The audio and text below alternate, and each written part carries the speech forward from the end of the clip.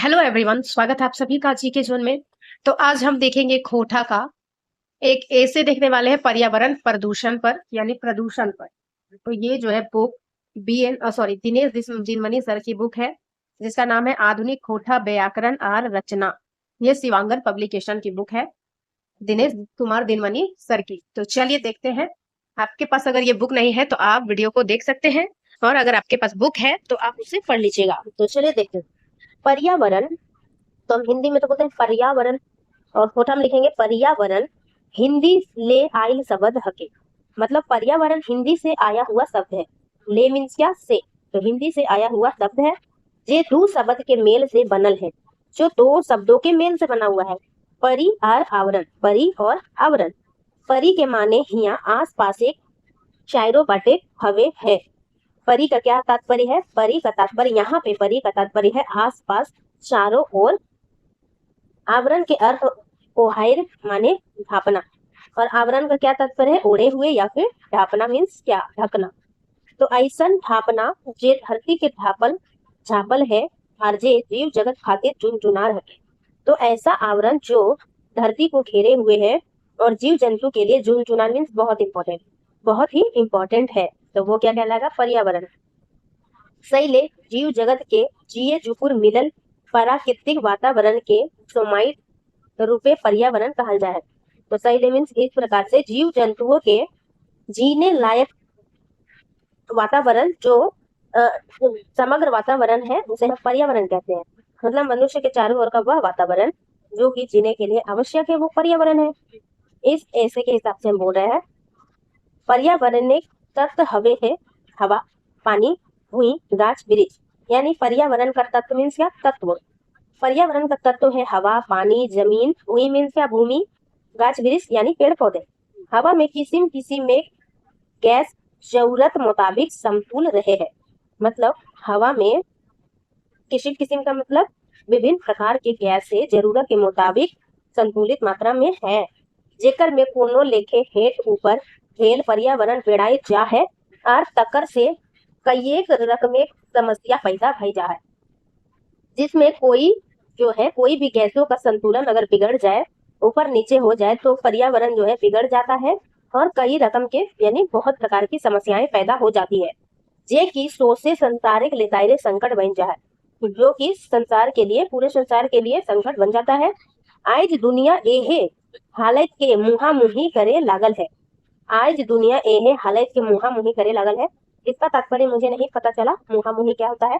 Anyway, अगर आपको पता हो तो कमेंट में बताइएगा। पर्यावरण एक सभे अंग पेड़ाई भेसताई गेल है, प्रदूषित भय गेल है। मतलब पर्यावरण के सभी अंग, जैसे कि आप भूमि, जल हो गया, हवा हो गई, तो ये सभी पेड़ाई मीन्स बिगड़ गए हैं, प्रदूषित हो गए हैं। पर्यावरण असंतुलन और होस्तानी के हामिल ठेठे पारी पारी से जाने पड़े। तो पर्यावरण के असंतुलन और होस्तानी क्या होता है, इसका भी अर्थ मुझे नहीं पता, लेकिन मोटे तौर पर हम कह सकते हैं कि पर्यावरण के असंतुलन और इसमें जो हालत बिगड़ गई है उसको बारी बारी से जानते हैं हम। पहला है पर्यावरण का प्रदूषण में, पहला है पानी प्रदूषण यानी जल प्रदूषण। पहले आप लिख दीजिए पानी प्रदूषण, उसके बाद उसको ब्रैकेट में जल प्रदूषण लिख के आप उसे समझा सकते हैं कि आपने जल प्रदूषण लिखा है। पानी का उपयोग पिए, नहाए, धोवे, पटवन आदि के रूप में हुए है। मतलब पानी का उपयोग पीने में, नहाने, धोने और पटाने में, यानी कि सिंचाई और कृषि कार्य में जो पानी पटाया जाता है उसमें होता है। पानी दूषित हेवे कई एक कारण है। पानी के दूषित होने के कई कारण है। कल कारखाना गर्दा पानी, सीठा कचरा सामान, घरे का गंदा पानी नदी पोखरे बहाई दिए। कल कारखाना गर्दा पानी, कचरा वाला पानी हो गया, घर की गंदगी जो है हम पोखर यानी तालाब यानी जल के स्रोतों में छोड़ देते हैं। यहाँ पोखर दिया हुआ है, नदी पोखर। मुर्दार या मोरल जीव जंतु के पानी में सड़े, मरा हुआ मुर्दा या फिर मरे हुए जीव जंतु के पानी में सड़ने। खेती में रासायनिक सारगत हार कीटनाशक रूपे जहर माहूर के प्रयोग, खेती में रासायनिक खाद कीटनाशक वगैरह जहर जो है मिल जाते हैं पानी में, जिसके प्रयोग से पानी खराब हो जाता है। वही पानी बोहे के समुद्र में समाई जाए, वही पानी बहकर समुद्र में समा जाता है। भिन्न भिन्न जल स्रोत के प्रदूषित भेल से मनुष्य जीवे का नाना किस्म के परेशानी, रोग दुख सम से मुहरे लागल है।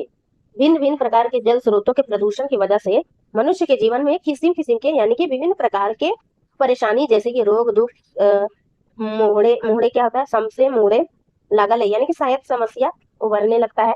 आप इसको अपने वर्ड में इसे मॉडिफाई भी कर सकते हैं क्योंकि प्रदूषण चैप्टर तो आपने पढ़ा ही है। बस इस वीडियो को आप इसलिए देख लीजिए ताकि बहुत सारे वर्ड जो है आपको पता चल जाए कि कौन सा वर्ड किस प्रकार से लिखा जा सकता है। और अगर आपने किसी से क्लास किया है तो सर से कमेंट करके आप पूछ सकते हैं कि इस वर्ड का क्या मतलब है। और अगर आपको पता है तो प्लीज कमेंट सेक्शन में बता दीजिएगा ताकि दूसरों को भी हेल्प हो सके। आगे देखते हैं, कृषि उत्पादन में गिरावट, नाना रकम के गाछ पालो जीव जंतु के जिए कठिन भय गेल है। मतलब कृषि उत्पादन में गिरावट आई है, विभिन्न प्रकार के गाछ यानी वृक्ष जो है और पालतू जानवर के जीने में कठिनाई उत्पन्न हुई है। दूसरा है जल प्रदूषण के रोकथाम।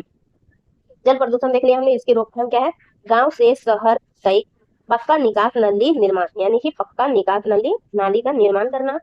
शहरे कॉलोनी कल कारखाने के गंदा कचरा सुरक्षित जगह पानी से हरक गाढ़ा में रखे चाहिए यानी कल कारखाने के जो गंदा कीचड़ है उसे सुरक्षित जगह पर पानी से अलग करते हुए कोई गड्ढा में रखना चाहिए। जलाशय गंदा पानी हरगिज ना जाए उपाय करे चाहिए, मतलब जलाशय में गंदा पानी ना जाए इसका उपाय करना चाहिए। और रासायनिक खाद एवं कीटनाशक के प्रयोग बंद होने चाहिए, रासायनिक खाद और कीटनाशक के प्रयोग बंद होने चाहिए। नेक्स्ट है हवा प्रदूषण यानी वायु प्रदूषण। तो वायुमंडल नाना रकम गैसें के मिश्रण हके। तो वायुमंडल क्या है, विभिन्न प्रकार की गैसों का मिश्रण है। इसमें oxygen, nitrogen, hydrogen, carbon dioxide, ozone, carbon monoxide आदि गैस वायुमंडल में मौजूद है। तो ये सब गैसें थे, इसका नाम हिंदी में जैसे लिखा था वैसे ही लिखिएगा। जेकर प्राकृतिक रूपे जरूरत मुताबिक भिन्न भिन्न अनुपात हके। तो इन सभी गैसों का जरूरत के मुताबिक विभिन्न अनुपात है, जैसे कि 78% हो गया नाइट्रोजन, 21% हो गए ऑक्सीजन, बाकी 1% में सभी गैसेज है। इस प्रकार से सबका एक निश्चित अनुपात है। आइज तकरे में असंतुलन भय गेल है। आइज तकरे में असंतुलन भय गेल है मतलब आज उसमें, तकरे मीन्स क्या, उसमें असंतुलन हो गया है। वायुमंडले भिन्न भिन्न गैसें के अनुपाते घटी बढ़ी वायु प्रदूषण कहल जाए। तो वायुमंडल के विभिन्न गैसों के अनुपातों में घटना और बढ़ना ही वायु प्रदूषण कहलाता है। ऑक्सीजन से प्राणी जगत जीवित रहे हैं। गाछ पालो यानी गाछ वृक्ष, फसल पौधा हरियाली बरकरार रखे में भिन्न भिन्न गैस के भिन्न भिन्न योगदान को कोठा में योगदान लिखेंगे आप, या जो ज में बदल जाता है बहुत बार। वायु में ऑक्सीजन के अनुपात घटे से जीव जंतु या मनुष्य के जीवन में खतरा भय गेल है या है जा है, यानी ऑक्सीजन जो है जीव जंतु के जीने के लिए बहुत ही आवश्यक है। लेकिन ऑक्सीजन के अनुपात में घटोतरी होने की वजह से जीव जंतु और मनुष्य के जीवन पे खतरा गया है। नाना रकम की बीमारी हवे लगे है, विभिन्न प्रकार की बीमारी होने लगी है। जलवायु परिवर्तन, बेमौसम वर्षा, सुखाड़, आंधी तूफान, गर्मी, जाड़ा, कुहासा, हेन तेन देखा जाए पारे। तो उदाहरण के तौर पर क्या है, जलवायु परिवर्तन, बिना मौसम की बरसात या सूखा, आंधी तूफान हो गया, गर्मी, जाड़ा, कुहासा इत्यादि प्रकार की। ओजोन गैस के परते छेदा बेहिसाब कुप्रभाव वायु प्रदूषण एक भयानक परिणाम रखे। तो ओजोन परत में छिद्र हो गया है, वो इसका बेहद ही कुप्रभाव को दर्शाता है, भयानक परिणाम को दर्शाता है। ग्लोबल वार्मिंग ग्रीन हाउस दुष्प्रभाव के आइज गोटे दुनिया के ऊपरे भारी संकट के रूप में देखा जाए पारे, यानी global warming green house gas इसके दुष्प्रभाव को आज दुनिया भर के ऊपर संकट के रूप में देखा जाता है। अब देखेंगे वायु प्रदूषण के कारक। तो जंगल में कमी, खाका जगह मल मूत्र त्याग, नाली में गंदगी, कल कारखाने में धुआं, जहां तहां आदमी जानवर के मुर्दा और कचरा फेंके, पेट्रोल डीजल करे धुआं, कम परीक्षण, फ्रिज एसी वायु प्रदूषण के मोटे मोटे कारण होते हैं। तो इसमें से आप मॉडिफाई करके लिख सकते हैं। आपको पता है जंगल में कमी से ऑक्सीजन कम हो जाता है। इसके बाद कल कारखाने से निकलने वाले धुएं की वजह से विभिन्न जहरीली गैसेस निकलती है। इन सभी गैसेस से ओजोन परत भी, फ्रिज से जो गैसेस निकलती है उससे क्या होता है, ओजोन परत पतली हो जाती है। तो ये सभी आप लिख सकते हैं।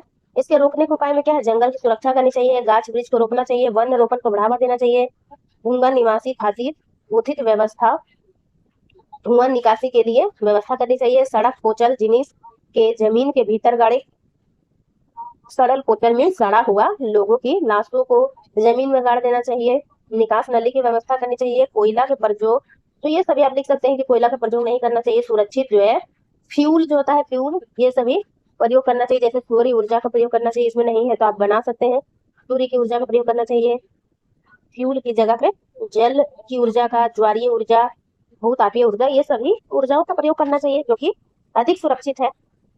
आगे है ध्वनि प्रदूषण। तो ध्वनि प्रदूषण के ध्वनि प्रदूषण, शोर प्रदूषण भी आप कर सकते हैं इसको। तो ध्वनि जो है बर्दाश्त कर एक सीमा पार करना माने ध्वनि प्रदूषण। मतलब ध्वनि आप कितनी सह सकते हैं, कितने डेसिबल तक, उससे अगर अधिक पार कर गया है तो उसे ध्वनि प्रदूषण कहेंगे। ध्वनि प्रदूषण से कान के पर्दा क्षतिग्रस्त होने के बेसी भय रहे। तो ध्वनि प्रदूषण में क्या होगा कि कान के छिद्र या पर्दे जो है, छिद्र नहीं पर्दे, वो क्षतिग्रस्त हो सकते हैं। चक्कर, छाड़ा पते, किसी में एक मानसिक बीमारी हमें पारे। इसके अलावा जो हाँ